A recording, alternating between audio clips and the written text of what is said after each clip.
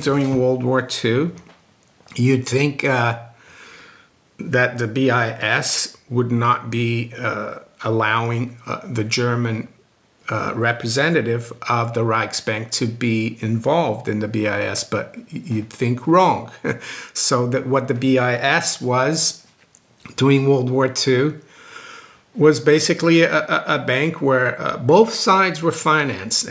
And that's why people say that wars are, all wars are bankers' wars. And this is what this book proves. Thursday, May 1st, 2025, Maneco 64, home of alternative economics and contrarian views. We're going to look at the Bank for International Settlements today.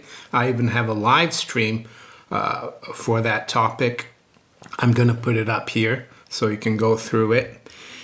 And I was happy to see Catherine Austin Fitts mention the Bank for International Settlements in her interview with Tucker Carlson. I think there's not enough publicity about the nefarious nature of this cartel. Of course, there's always talk about OPEC, that it's an oil cartel, that it's a nefarious institution and run by the Arabs and the Russians, right? But this one is the granddaddy of all cartels. It's been running since 1930.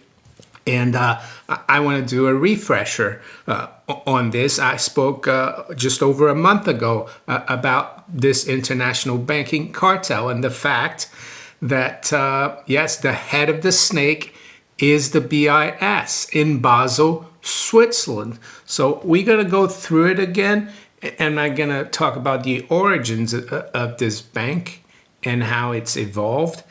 And I'm going to prove to you that all central bankers who go there every other month for meetings, how they're betraying their own countries. Yes, betraying their own countries.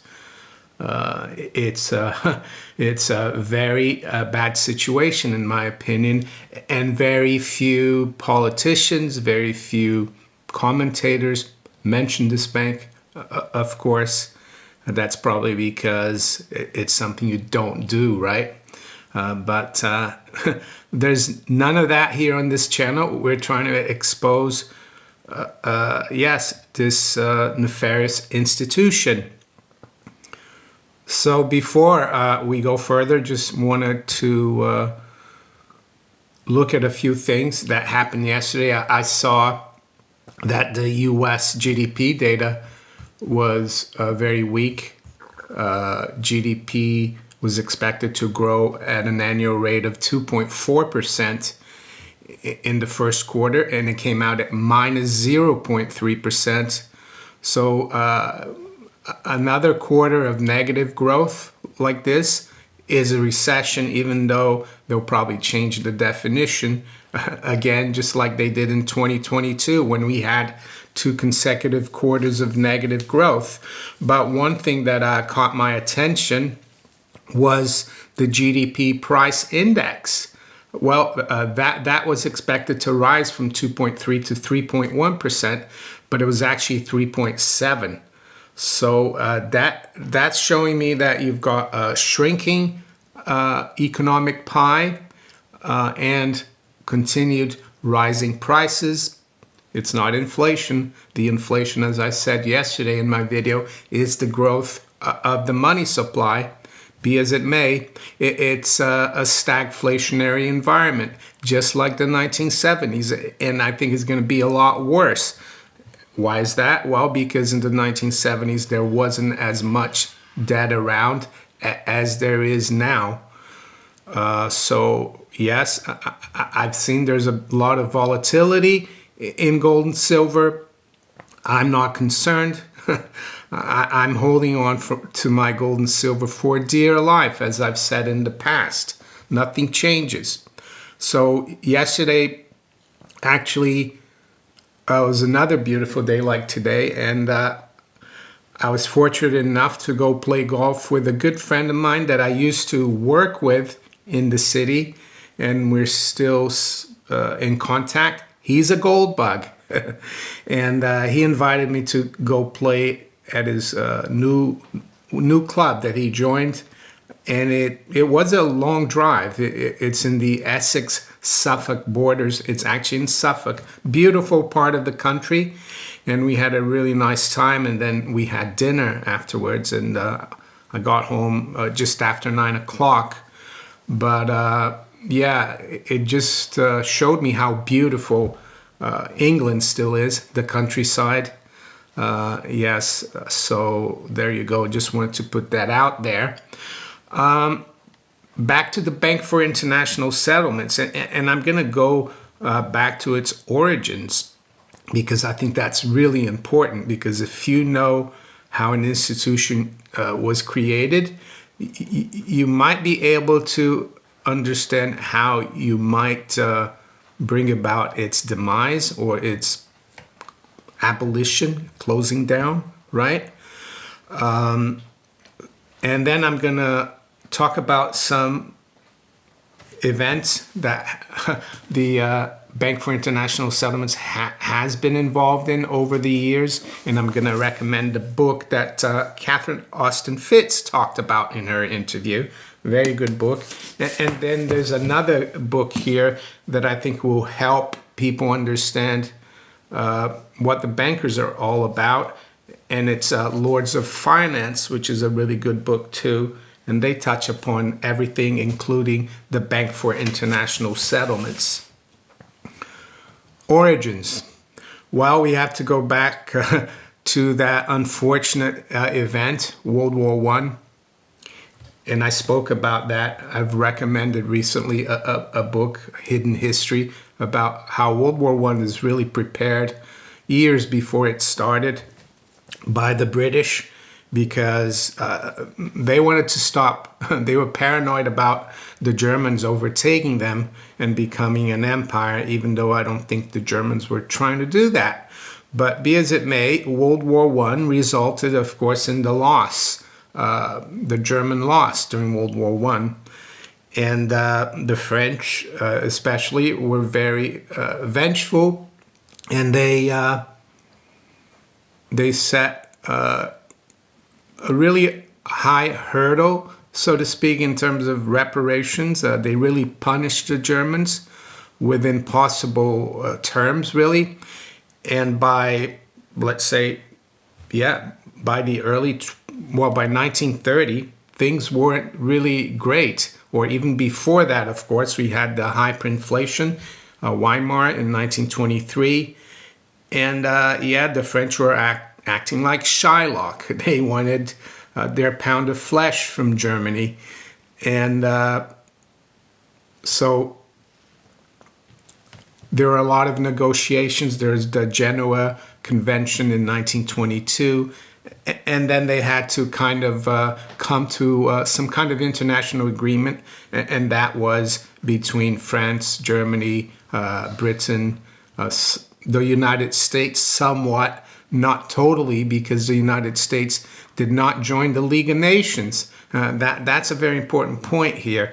But anyway, by 1930, there was a conference to talk about the German debt and also reissue some debt so it could help them with the reparations. And they decided by treaty to create the Bank for International Settlements. Yes, by treaty. And the international settlements had everything to do with the World War I reparations. So you would think that once that would be solved, that this bank would be dissolved. But I think the war reparations from World War I, I'm not sure when they were all settled. They might even be settling it today with very inflated currency. But you would think as well that that's the only thing they would focus on. But the globalists, the people who run the world, and Catherine Austin Fitts, I think she was very careful to mention names. And yes, there are all the obvious names out there, like the Rothschilds, the Rockefellers, and so on. But I kind of agree with her. It could be even, they could be just fronts for much more powerful entities, like she says, multi-generational entities. And I think she's right. But so they created this bank by international treaty. And I've spoken about this before, and you can go to my playlist and look through all the videos. But I've gone through the original statute, founding statute of the Bank for International Settlements, and that's on their website. And the major shareholders were the central banks of these major countries like Italy, France, Germany, Britain, Japan, Netherlands, Belgium, I think. And all these central banks at the time were actually private. So they're not even national entities. They were private entities run by the bankers. Why didn't the Federal Reserve, why weren't they a founding member? I noticed that Catherine Austin Fitts said that in, I think it was 1994, the Fed got shares in the BIS. Well, because the United States was not part of the League of Nations, and this was done via the League of Nations mechanism, this treaty. But there were, I think, 3 American private banks who were also major shareholders, along with the national central banks. And you probably might guess one of them is a bank that's still very powerful today, that never gets into trouble. They just pay fines for their nefarious wrongdoings. They were the banker for, what's his name? Jeffrey Epstein, right? That's JP Morgan. JP Morgan. There's another bank, the First National City Bank of New York. That's Citibank these days. They were major shareholders. And there's also First National City or First National Bank of Chicago. So that's how the Americans got around it. So that's the origin of this bank. So if we want to get rid of this bank, we have to have an international conference and abolish it. And there was an international conference, believe it or not, called the Bretton Woods Conference towards the end of World War II. And they found out a lot of nefarious things that you can find out in this book. I'm not making this up. It's all documented here. The author, Adam Libor, he spoke to the BIS. He got all the documents and he wrote it. Basically, during World War II, you'd think that the BIS would not be allowing the German representative of the Reichsbank to be involved in the BIS, but you'd think wrong. So that what the BIS was during World War II was basically a bank where both sides were financed. And that's why people say that wars are, all wars are bankers' wars. And this is what this book proves. The shadowy history on this of the secret bank that runs the world. There you go, the Tower of Basel. The other thing that the BIS did, aside from financing both sides during World War II, the Axis and the Allies, is that they helped the Germans basically steal gold from the Czechoslovak government in 1938, or Czechoslovakia, it was known at the time. And that's when the Germans invaded Czechoslovakia. And one of the first things they do, if you read books like this, and also if you read The Raven of Zurich, is that what these countries do when they invade a country, the first thing they do is go to the central bank to get the gold. And unfortunately for the Germans, it wasn't that simple, because the Czechoslovakian central bank had deposited a lot of their gold with the BIS, and the BIS had deposited a lot of its gold with the Bank of England in London. So you'd think, well, that would be safe. But no, the governor of the Bank of England, Montague Norman, who was governor, I think, for 20 years. He's this guy here, Montague Norman. He allowed the Germans to take basically the gold that the Czechoslovak government had with the Bank of England via the BIS. So that's the kind of entity it is. What happened at the Bretton Woods conference is that the Norwegian delegation, knowing about all this, Norway was heavily affected by the war. Yes, it was invaded by the Nazis, by Germany, through Sweden. Sweden was supposed to be neutral, right? That's another story. And the Wallenbergs, of course. But yes, and they realized, the Norwegians, that this bank was behind all of the shenanigans during World War II, that we wouldn't have had a World War II if it wasn't for this bank. And they said we should close this bank down, rightfully so. But guess who said no? Guess who blocked it? Well, it was the British delegation under the leadership of John Maynard Keynes, Lord Keynes, the guy who's given us this Keynesian economics, this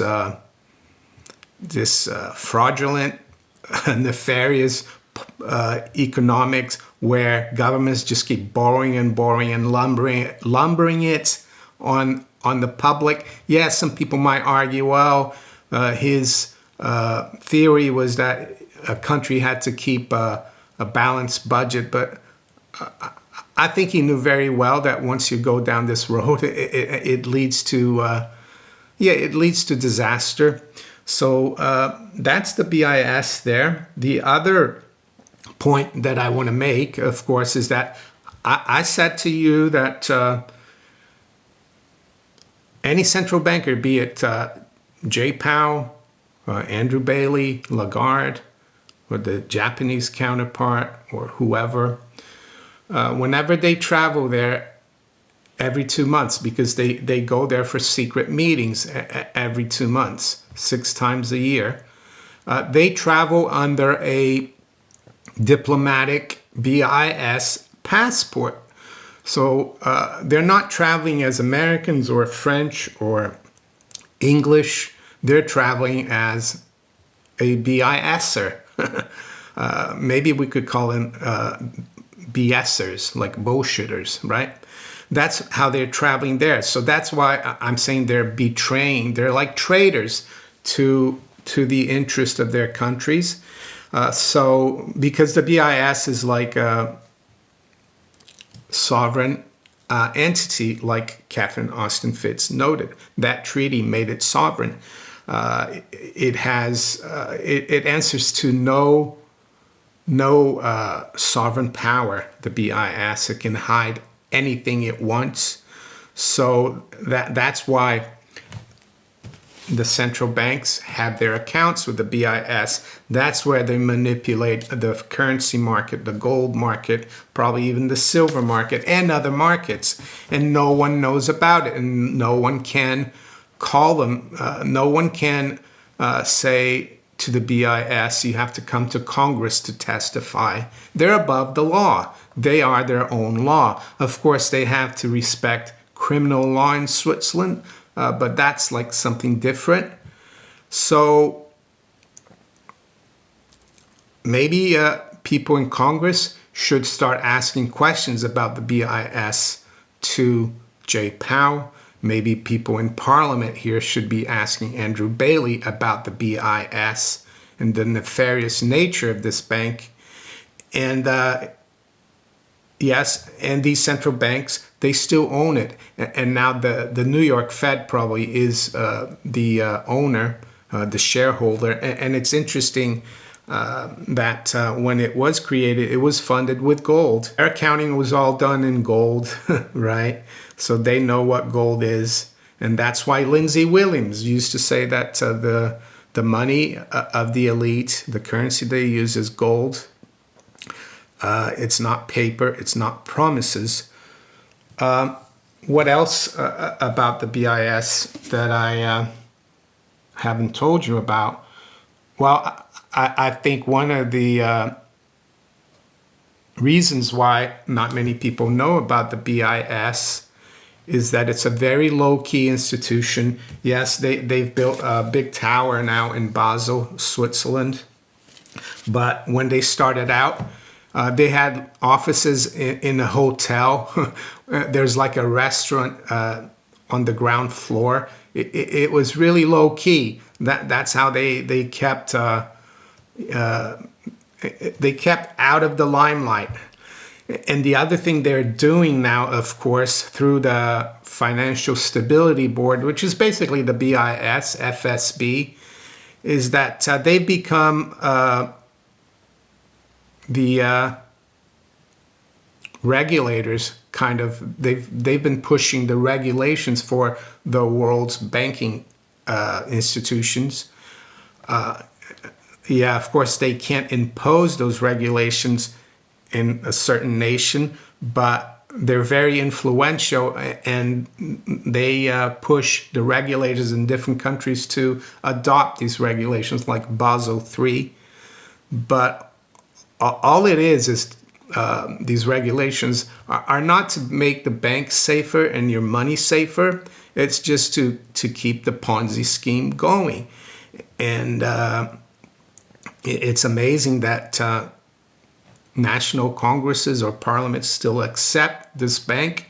And of course, the current prime minister now of Canada, he was a central banker. So he was a traitor to Canada and also a traitor to Britain, because he was a central banker for the UK. He was a head of the Bank of England as well as the Bank of Canada. And what these central bankers do as well, and I recommend you go into John Titus's channel, Best Evidence, is that they wear different hats. Like, so as I said, when they travel to Basel, they travel as a BISer, not as an American or as a British citizen. But they also send people that work for them in London, for the Bank of England. They second them to Basel and pay their salaries to work in Basel for how many years? I don't know, for 5-6 years. So all the employees, a lot of the employees of the BIS are just people taken from the central banks. And I know that because when we sold our last house, we had a viewer, a very nice man, and he said, we're coming back from, we were living in Basel for a few years and we're coming back. And I said, do you work for the Bank of England? Did you work for the BIS? And he was shocked. He said, yes. How do you know? And I said, because I know a lot about the BIS. I don't think I told him about the book. So I think he was going to take a big mortgage as well, which is ironic, working for the Bank of England. But then again, they probably want their employees to be indebted to keep them under control, right? So there you go. What can we do to expose this bank? Well, keep telling your friends about it. Tell them to come and watch my videos, because I've been doing this for years. And the more people watch, you get the network effect. How likely is it that the current Trump administration might think about taking the U.S., the Fed, out of the BIS? I'm not too sure. I think it's very unlikely because I don't see, with the exception of the fact that he's very belligerent vis-a-vis pound, I don't see him or the administration or even Bessent being very anti-central banking, even though I do hope that they are. But that's the way it is. It's all via international law. We have to have a conference. Maybe the Mar-a-Lago conference will abolish the BIS. Who knows? But one thing I would say, the people behind the BIS, whoever they are very powerful. And that's probably why you never heard of the bank. So anyway, I'm going to stop right here today and wish you all a very good day. Take care. Bye.